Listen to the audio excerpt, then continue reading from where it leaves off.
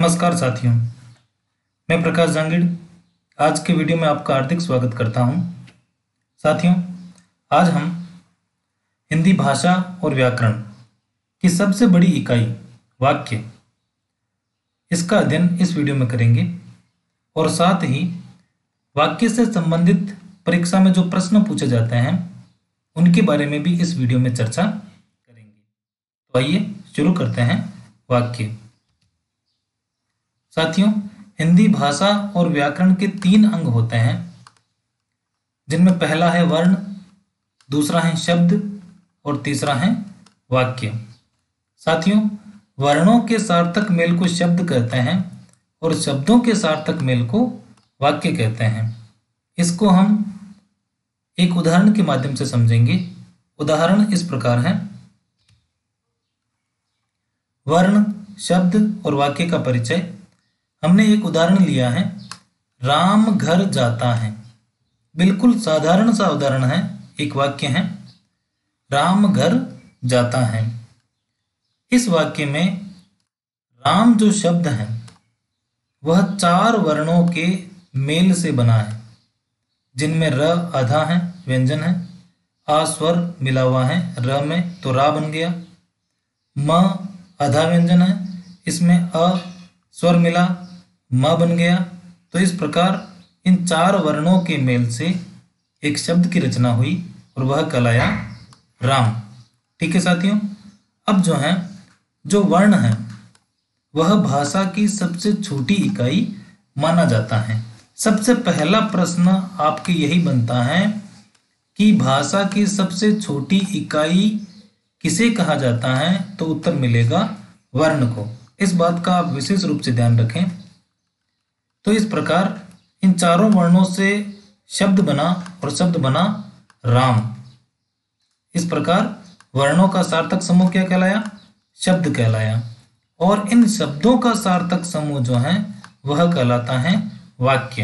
यानी राम की तरह ही इस पूरे वाक्य में 4 शब्दों का प्रयोग किया गया है, राम, घर, जाता और है।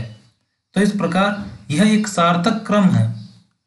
यानी इन शब्दों का प्रयोग इस प्रकार किया गया है कि हमें वाक्य को पढ़ने से या सुनने से समझ में आ जाता है कि क्या हो रहा है। राम घर जाता है, इसका मतलब है कि राम घर जा रहा है। ठीक है, यह वाक्य हुआ। और इस प्रकार भाषा की सबसे बड़ी इकाई क्या कहलाएगा? वाक्य कहलाएगा। तो दूसरा प्रश्न हमारा यह बनता है परीक्षा में कि भाषा की सबसे बड़ी इकाई कौन सी मानी जाती है, तो वहां पर उत्तर मिलेगा वाक्य। ठीक है साथियों, तो आप इन 2 प्रश्नों का विशेष रूप से ध्यान रखें। अब हम वाक्य की परिभाषा जानेंगे। वाक्य की परिभाषा।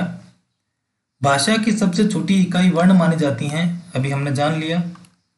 वर्णों के सार्थक समूह को शब्द कहते हैं। ठीक है साथियों, जब वर्ण आपस में मिलकर एक सार्थक समूह बनाते हैं तो वहां पर वो शब्द की रचना करते हैं और उन्हीं शब्दों के सार्थक समूह को क्या कहते हैं?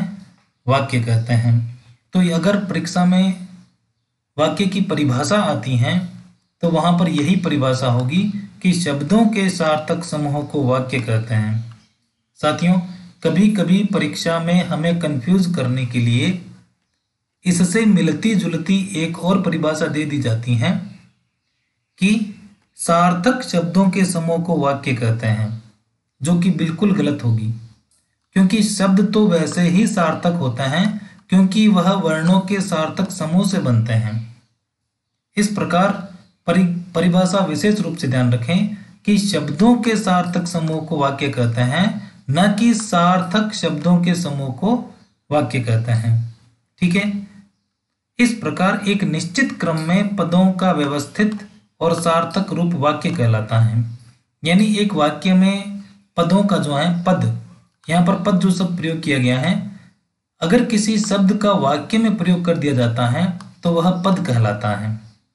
जैसे यहाँ पर रमेश, अगर मैं इसे अकेले लिखूंगा तो यह शब्द कहा जाएगा, पर जैसे ही मैंने रमेश शब्द का प्रयोग वाक्य में कर दिया तो यह क्या कहलाएगा?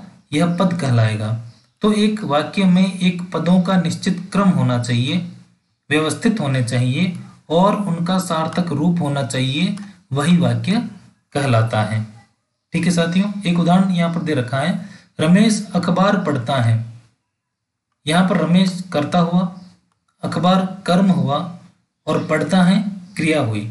तो इस प्रकार कर्ता, कर्म और क्रिया जो कि एक वाक्य संरचना में मुख्य बिंदु हैं, इस प्रकार यह निश्चित क्रम है और व्यवस्थित है और सार्थक रूप है, इसलिए यह वाक्य कहलाएगा। ठीक है साथियों, अब हम वाक्य की परिभाषा जानने के बाद वाक्य के प्रकारों, उनके भेदों के बारे में जानेंगे। वाक्य के भेद, प्रकार। साथियों, परीक्षा में प्रश्न भी पूछा जाता है कि वाक्य कितने प्रकार के होते हैं। ध्यान से सुनिएगा, वाक्य कितने प्रकार के होते हैं, तो उनमें उत्तर मिलेगा वाक्य 3 प्रकार के होते हैं। पहला क्रिया के आधार पर, दूसरा अर्थ के आधार पर और तीसरा रचना के आधार पर। ठीक है साथियों, तो यह आपको मुख्य रूप से ध्यान रखना है कि वाक्य कितने प्रकार के होते हैं। तो वाक्य 3 प्रकार के होते हैं, जिनमें पहला क्रिया के आधार पर, दूसरा अर्थ के आधार पर और तीसरा रचना के आधार पर। अब हम एक एक करके इन तीनों का विस्तार से अध्ययन करेंगे। सबसे पहले क्रिया के आधार पर वाक्य भेद। तो क्रिया के आधार पर वाक्य भेद 3 प्रकार के होते हैं, जिनमें पहला आता है कर्तृवाच्य या कर्तावाच्य, दूसरा आता है कर्मवाच्य और तीसरा आता है भाववाच्य। ठीक है साथियों, तो हमने पहले अभी जाना था कि वाक्य के भेद कितने होते हैं। तो 3 भेद होते हैं, जिनमें क्रिया के आधार पर, अर्थ के आधार पर और रचना के आधार पर वाक्य के भेद किए गए हैं। जिनमें पहला क्रिया के आधार पर भी वाक्य के 3 भेद होते हैं, जिनमें कर्तृवाच्य या कर्तावाच्य, कर्मवाच्य और भाववाच्य। अब अर्थ के आधार पर वाक्य के कितने भेद होते हैं वह जान लेते हैं। साथियों, अर्थ के आधार पर वाक्य के जो भेद हैं, उनमें पहला विधानार्थक वाक्य, दूसरा निषेधात्मक वाक्य, तीसरा आज्ञार्थक वाक्य, चौथा प्रश्नार्थक वाक्य, पांचवा इच्छार्थक वाक्य, छठा संदेहार्थक वाक्य, सातवां संकेतवाचक वाक्य और आठवां विस्मयादिबोधक वाच्य। इस प्रकार अर्थ के आधार पर वाक्यों के भेद कितने हुए? 8, जो कि कक्षा 9 की पाठ्य पुस्तक में भी संकलित हैं, अर्थात पाठ्यक्रम में भी संकलित हैं अर्थ के आधार पर वाक्य भेद। ठीक है साथियों, अब आता है रचना के आधार पर वाक्य के कितने भेद हैं। तो रचना के आधार पर वाक्य भेदों में 3 भेद हैं, साधारण वाक्य, संयुक्त वाक्य और मिश्र वाक्य। साथियों, कक्षा 10 के पाठ्यक्रम में रचना के आधार पर वाक्य भेद संकलित किए गए हैं। तो आज हम उसी के आधार पर, रचना के आधार पर वाक्य भेदों में सबसे पहला साधारण वाक्य की चर्चा इस वीडियो में विस्तार पूर्वक करेंगे। तो आइए शुरू करते हैं। रचना के आधार पर वाक्य भेद। सबसे पहला साधारण वाक्य। परिभाषा: जिस वाक्य में एक ही उद्देश्य यानी कर्ता और एक ही विधेय अर्थात क्रिया हो, उसे साधारण वाक्य कहते हैं। यह तो हुई साधारण वाक्य की परिभाषा कि जिस वाक्य में एक ही उद्देश्य हो और एक ही विधेय हो, उसे साधारण वाक्य कहते हैं। अब उद्देश्य क्या है और विधेय क्या है, उसे भी जानना जरूरी है, क्योंकि जब तक हम इसे नहीं जानेंगे तब तक हमें साधारण वाक्य की परिभाषा समझ में नहीं आएगी। एक बार हम इसे पढ़ लेते हैं। वाक्य में उद्देश्य के साथ उद्देश्य का विस्तारक, विधेय के साथ विधेय का विस्तारक होने पर भी वाक्य साधारण या सरल वाक्य माना जाता है। जैसे रमेश घर जा रहा है। इस वाक्य में जो है रमेश जो है कर्ता है, जाना क्रिया है और घर कर्म हुआ। तो इस प्रकार इस वाक्य में एक उद्देश्य है और एक विधेय है, अर्थात एक कर्ता है और एक क्रिया है।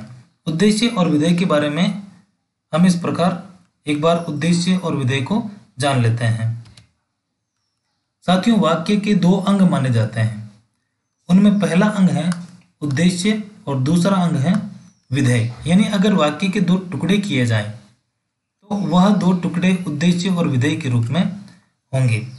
अब हम उद्देश्य और विधेय को विस्तार पूर्वक जानते हैं ताकि हमें साधारण वाक्य के बारे में आसानी से जानकारी प्राप्त हो सके और पहचानने में भी कोई मुश्किल न आए।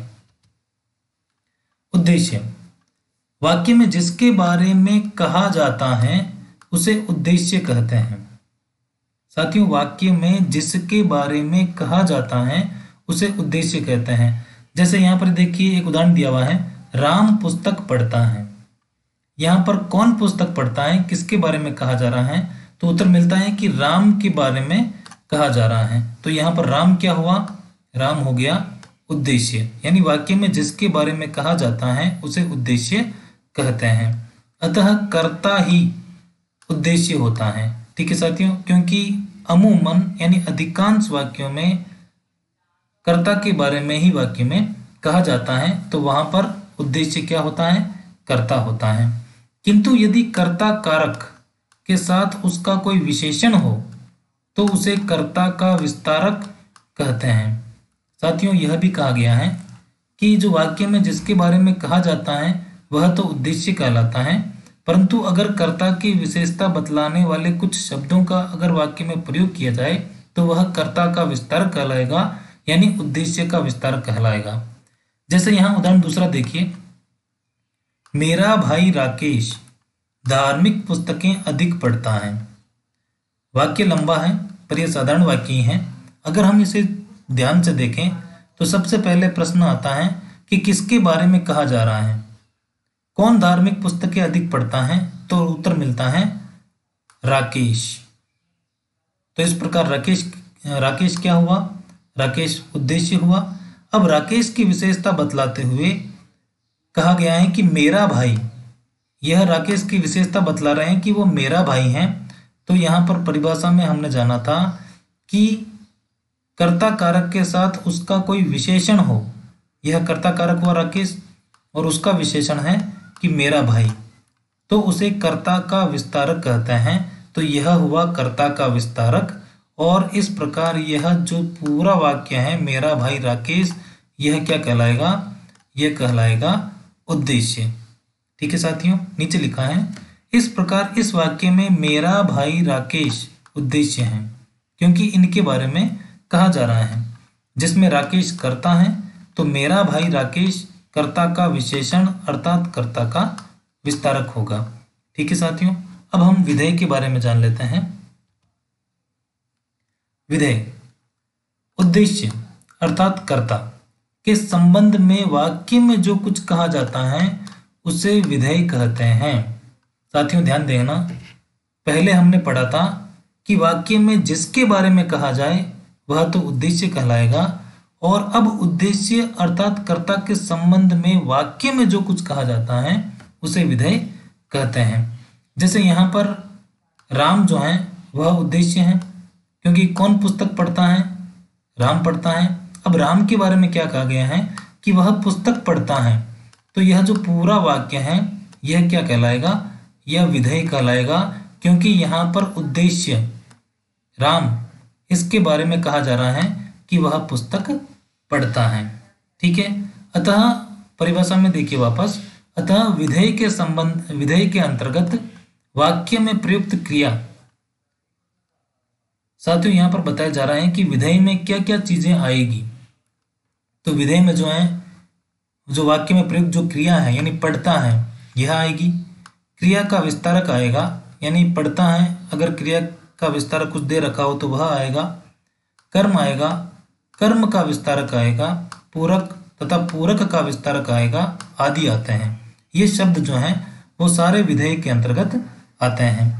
दूसरा उदाहरण देखिए, मेरा भाई राकेश, यह तो क्या हुआ? यह उद्देश्य हुआ। धार्मिक पुस्तकें अधिक पढ़ता है, यह क्या कहलाएगा?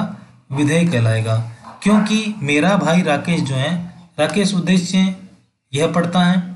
इसकी विशेषता बता रहे हैं कि मेरा भाई, तो यह पूरा वाक्य क्या हुआ? उद्देश्य हुआ। धार्मिक पुस्तकें अधिक पढ़ता है क्रिया हुई। अधिक पढ़ना क्रिया की विशेषता, पुस्तक क्या है? कर्म है, और कर्म की विशेषताएं कि धार्मिक पुस्तकें हैं। इस प्रकार इस वाक्य में धार्मिक पुस्तकें अधिक पढ़ता है, वाक्यांश जो है विधेय है। ठीक है साथियों, अब हम एक बार उद्देश्य और विधेय को विस्तार पूर्वक इस उदाहरण के माध्यम से जान लेते हैं। साथियों, यह उदाहरण रहा, मेरा भाई राकेश धार्मिक पुस्तकें अधिक पढ़ता है। यहां पर देखिए साथियों, किसके बारे में कहा जा रहा है? राकेश के बारे में कहा जा रहा है, तो राकेश कर्ता हुआ। अब राकेश की विशेषता क्या है? कि वह मेरा भाई है, तो यह कर्ता का विस्तारक हुआ। फिर आगे, अब राकेश के बारे में क्या कहा जा रहा है? कि वह धार्मिक पुस्तकें अधिक पढ़ता है, तो यह सारा क्या कहलाएगा? विधेय कहलाएगा। क्योंकि यहाँ पर मेरा भाई राकेश जो है, ये पूरा जो है उद्देश्य हो गया। ठीक है, अब धार्मिक पुस्तकें अधिक पढ़ता है, तो पढ़ता है क्रिया हुई। अधिक पढ़ता की विशेषता बता रहा है कि वो अधिक पढ़ता है, तो क्रिया का विस्तारक हुआ। ये क्रिया है, इसका विस्तारक हुआ। पुस्तकें कर्म है, कौन सी पुस्तकें? धार्मिक पुस्तकें, तो ये कर्म का विस्तारक। इस प्रकार विधेय में जो है क्रिया आएगी, क्रिया का विस्तारक आएगा, कर्म आएगा, कर्म का विस्तारक आएगा, और अगर पूरक कुछ दिया हुआ है वाक्य में और पूरक का विस्तारक दिया हुआ है, तो वह भी विधेय के अंतर्गत आएगा। तो इस प्रकार आप एक वाक्य में पहचान कर सकते हैं कि कौन सा वाक्य में उद्देश्य है और कौन सा वाक्य में विधेय है। ठीक है साथियों, अब हम सरल वाक्य को किस प्रकार पहचान सकते हैं, किस प्रकार उसे जान सकते हैं, उसके बारे में हम चर्चा करेंगे। सरल वाक्य की पहचान, सबसे पहला नियम। साथियों, जो भी नियम आपको यहाँ पर बताए जाएं, उन्हें ध्यानपूर्वक सुनिए, देखिए, ताकि आपको पता रहे कि सरल वाक्य की पहचान किस प्रकार की जा सकती है। क्योंकि परीक्षा में इससे संबंधित प्रश्न पूछे जाते हैं, कुछ वाक्य दिए जाते हैं और कहा जाता है कि वाक्य पहचानिए रचना के आधार पर। तो रचना के आधार पर हमने जाना था कि वाक्य 3 प्रकार के होते हैं, जिनमें सरल वाक्य, संयुक्त वाक्य और मिश्र वाक्य होते हैं। पहला है सरल वाक्य, जिसकी हम यहाँ पर चर्चा कर रहे हैं। तो वाक्य में एक उद्देश्य, कर्ता और एक ही विधेय यानी क्रिया होने पर जो है वह वाक्य क्या कहलाएगा? सरल वाक्य कहलाएगा। जैसे यहाँ पर रमेश जो है एक ही उद्देश्य है यानी कर्ता है।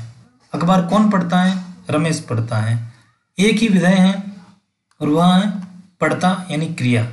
ठीक है साथियों, तो इस प्रकार पहला नियम यह कहता है कि जब वाक्य में एक उद्देश्य हो और एक ही विधेय हो, यानी एक कर्ता हो और एक ही क्रिया हो, तो वहां पर कौन सा वाक्य होगा? सरल वाक्य होगा। ठीक है साथियों, दूसरा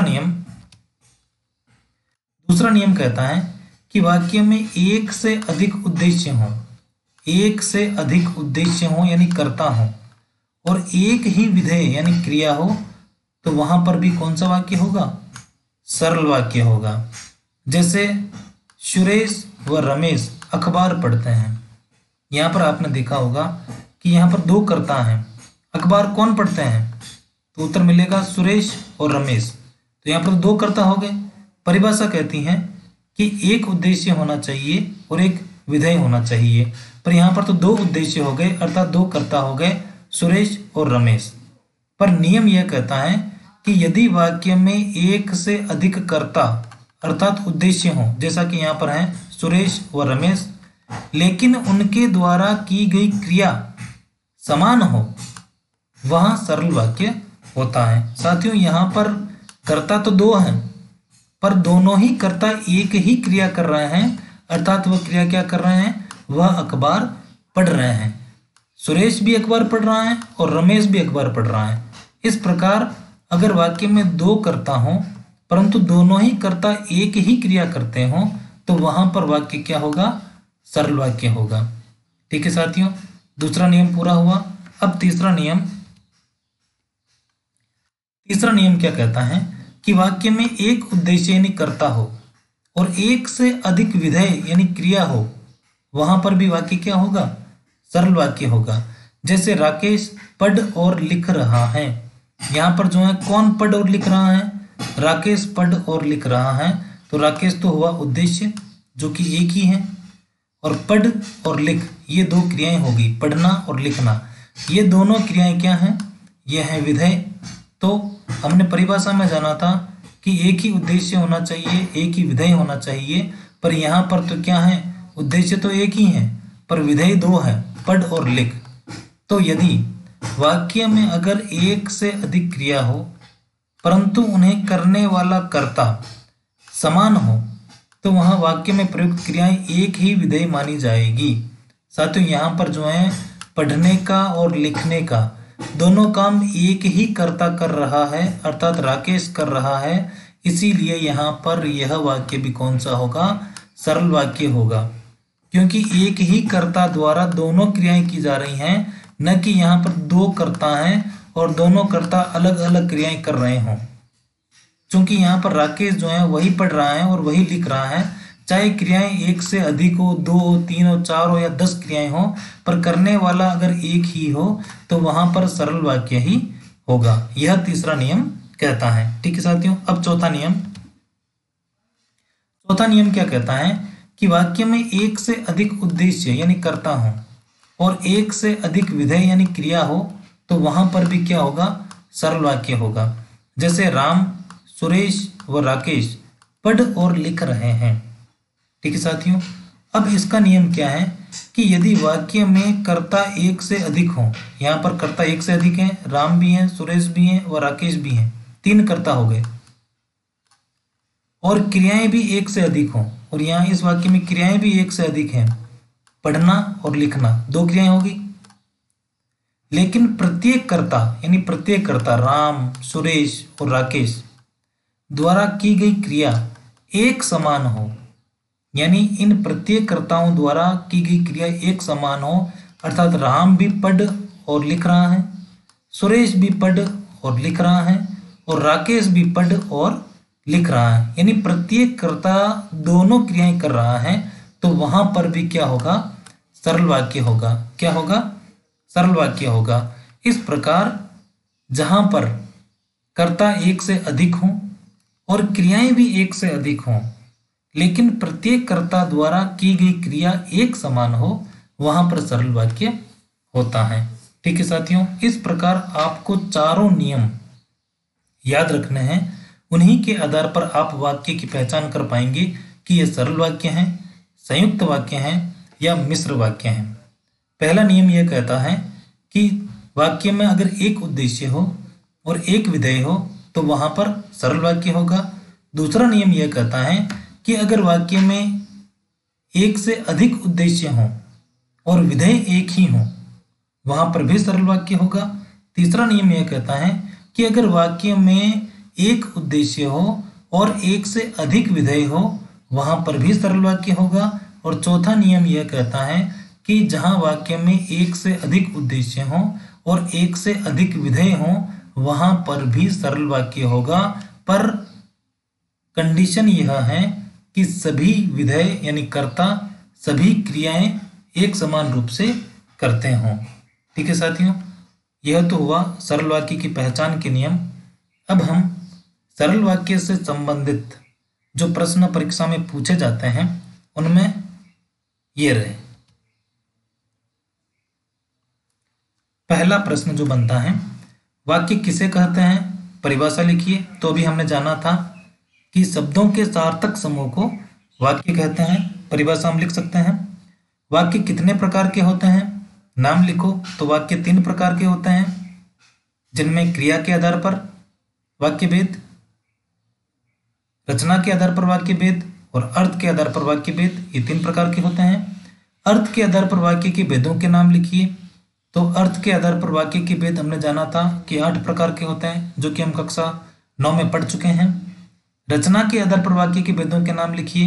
तो रचना के आधार पर भी वाक्यों के भेद 3 होते हैं, जो कि हम कक्षा 10 में पढ़ने वाले हैं। साधारण वाक्य, संयुक्त वाक्य और मिश्र वाक्य। क्रिया के आधार पर वाक्य के भेदों के नाम लिखिए, वह भी हम कक्षा 10 में पढ़ने वाले हैं, जिनमें पहला कर्तृ या कर्तावाच्य, कर्मवाच्य और भाववाच्य।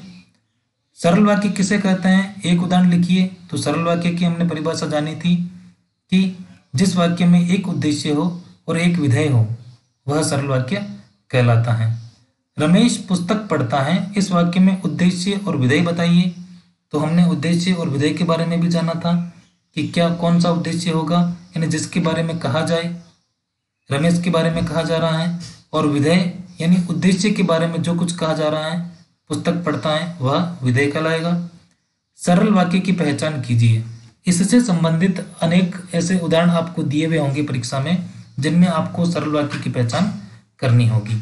ठीक है साथियों, इस प्रकार आज का वीडियो यहीं समाप्त होता है। आप सभी का बहुत बहुत धन्यवाद।